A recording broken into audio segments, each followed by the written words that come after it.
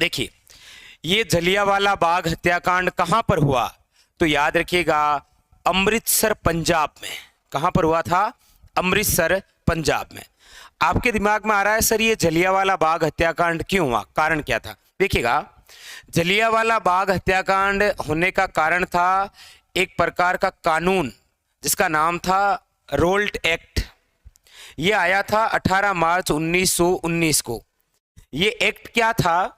इस एक्ट के तहत यदि कोई भी भारतीय दो या दो से अधिक लोग यदि एक जगह बैठे हैं, खड़े हैं, कुछ सभा कर रहे हैं, तो उनको गिरफ्तार कर लिया जाएगा और कहते हैं कि अनिश्चित समय काल तक उसे जेल में डाल दिया जाएगा और उसकी कोई बात सुनी नहीं जाएगी। इसीलिए तो रोल्ट एक्ट को मोतीलाल नेहरू ने कहा था, ने वकील, ने अपील और ने दलील का कानून। मतलब बिना वकील, बिना अपील और बिना दलील का कानून कहा गया था रोल्ट एक्ट का, और इसका विरोध संपूर्ण भारत में हो रहा था। इसीलिए इसका विरोध पंजाब के उन दो नेताओं ने भी किया जिनका नाम होता है सत्यपाल और शेफुद्दीन किचलू।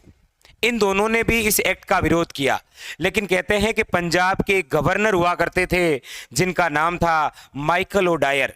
माइकल ओडायर जो पंजाब के गवर्नर हैं, उन्होंने सोचा कि एक हिंदू और एक मुस्लिम दोनों जब साथ में, और ये एक इतिहास का बहुत अच्छा वाक्य है कि पंजाब में जब सत्यपाल और किचलू दोनों साथ में चलते थे तो देखने पर ऐसा लगता था जैसे हिंदू मुस्लिम दोनों धर्म एक साथ में हैं। सद्भावना, यानी कि आप कह सकते हैं सांप्रदायिकता, सद्भावना का प्रतीक था ये सत्यपाल और किचलू साहब। तो इन दोनों ने भी इस एक्ट का विरोध किया, लेकिन यहां पंजाब के जो गवर्नर थे माइकल ओडायर, इन्होंने सोचा कि यदि ये दोनों मिलकर इस एक्ट का विरोध करेंगे तो देखते ही देखते लाखों लोग इनके पीछे एकत्रित हो जाएंगे, इकट्ठा हो जाएंगे। इसीलिए माइकल ओडायर ने क्या किया कि इन दोनों को पकड़कर हिमाचल प्रदेश की धर्मशाला में कैद कर दिया। तो पंजाब के जो बाकी कार्यकर्ता हैं, उन्होंने सोचा कि बिना वजह इन दोनों को गिरफ्तार क्यों किया गया। इसीलिए इन दोनों को रिहा करवाने के लिए अमृतसर में एक बाग है जिसका नाम है जलियांवाला बाग।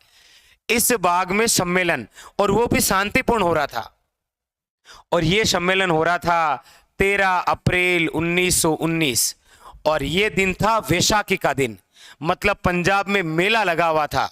अच्छा, इन दोनों को रिहा करवाने के लिए जलियांवाला बाग में कम से कम 10-15 लोगों की एक सभा का आयोजन हो रहा था। केवल 10 और 15 लोग ही सभा का आयोजन कर रहे थे, बड़े शांतिपूर्ण। लेकिन ये जो 13 अप्रैल 1919 है, ये वैशाखी का दिन था,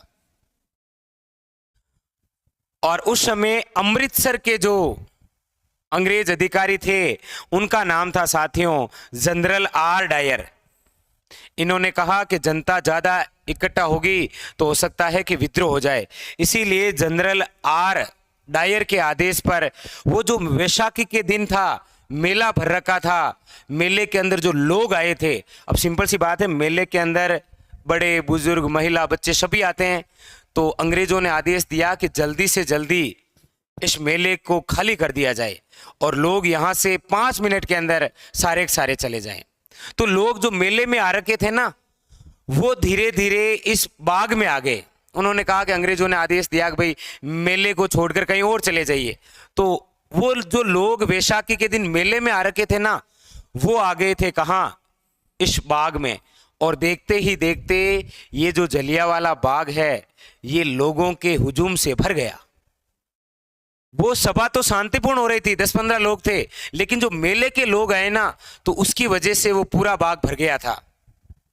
उसके बाद में जानकारी मिली जनरल आर डायर को कि जलियांवाला एक पार्क है जहां पर कुछ लोग सत्यपाल और शेफुद्दीन किचलू को रिहा करवाने के लिए आंदोलन करेंगे।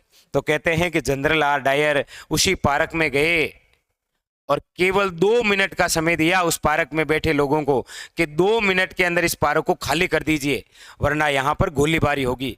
अब आप भी सोचिए कि एक पार्क जो हजारों लाखों लोगों से भरा हुआ है, कैसे खाली हो सकता है 2 मिनट में?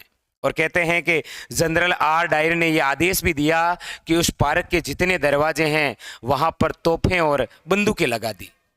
और 2 मिनट के बाद में जितने भी लोग थे उन पर अंधाधुंध गोलियां चलाई थी। किसने? जनरल आर डायर ने। और देखते ही देखते एक पार्क जो खुशी से भरा था मातम में तब्दील हो गया, मातम से भर गया। मतलब हजारों लोग मारे गए वहां पर। और वहां पर गोलियां किसने चलाई? जनरल आर डायर ने। जब ये अंग्रेज जनरल आर डायर जब लंदन गया था तो इसे किस नाम से जाना गया? ब्रिटिश साम्राज्य का शेर कहा गया था। किसे? जनरल आर डायर को। ये घटना थी 13 अप्रैल 1919 की। लेकिन ये घटना जब हो रही थी तब एक छोटा सा बालक इस घटना को देख रहा था, क्योंकि वो जो लोग आ रखे थे बाग में उसको पानी पिलाने का कार्य कर रहा था एक व्यक्ति जिसका नाम था उधम सिंह। उधम सिंह ने उसी समय निर्णय कर लिया कि ये जो जनरल आर डायर और माइकल ओ डायर है इन दोनों की एक दिन हत्या करूंगा। और कहते हैं कि उधम सिंह ने इंग्लैंड गए। उधम सिंह कहाँ गए? इंग्लैंड गए इन दोनों से बदला लेने। लेकिन जैसे ही उधम सिंह इंग्लैंड पहुंचे और इन दोनों के बारे में पता किया तो पता चला कि जनरल आर डायर तो कीड़े पड़ने से मर गया। मरेगा ही साला, कीड़े पड़ने से मरेगा ये। लेकिन कहते हैं कि उधम सिंह ने 1940 में इंग्लैंड के अंदर एक होल है जिसका नाम है कैक्सटन होल, उस होल में जाकर माइकल ओ डायर को गोली मारी। और जलियांवाला जो बाग हत्याकांड था उसका बदला लिया था किसने? याद रखिएगा, उधम सिंह ने। यह घटना थी जलियांवाला बाग हत्याकांड की।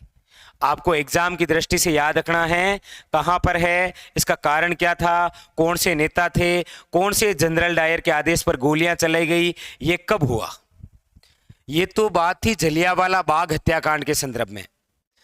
हम चर्चा करते हैं हमारे राजस्थान के संदर्भ में। अच्छा, कुछ क्वेश्चन और भी इंपॉर्टेंट होते हैं। जैसे ये जलियांवाला बाग हत्याकांड हुई तो इसकी जांच करवाई गई। जांच 2 कमेटी थी। एक तो हंटर कमेटी थी, हंटर कमीशन। इसमें ज्यादा अंग्रेज थे। और हंटर कमीशन का संबंध किस हत्याकांड से है? याद रखिए, जलियांवाला बाग हत्याकांड की जांच करने के लिए अंग्रेजों ने एक कमीशन बनाया जिसका नाम क्या था? Hunter commission. अक्टूबर 1919 में आया। लेकिन गांधी जी ने इस हंटर कमीशन की जो रिपोर्ट थी उसे कहा था पन्ने दर पन्ने लिपापोती कहा। कार्य कुछ नहीं होना है, केवल ऐसे ही पन्ने लिपापोती किए जा रहे हैं। उसके बाद में कांग्रेस द्वारा एक कमेटी का गठन किया गया, तहकीकात कमेटी 1919, जिसके अध्यक्ष थे मदन मोहन मालवीय। लेकिन हुआ कुछ भी नहीं। एग्जाम की दृष्टि से एक कमीशन और एक कमेटी याद रखिएगा, ठीक है। ये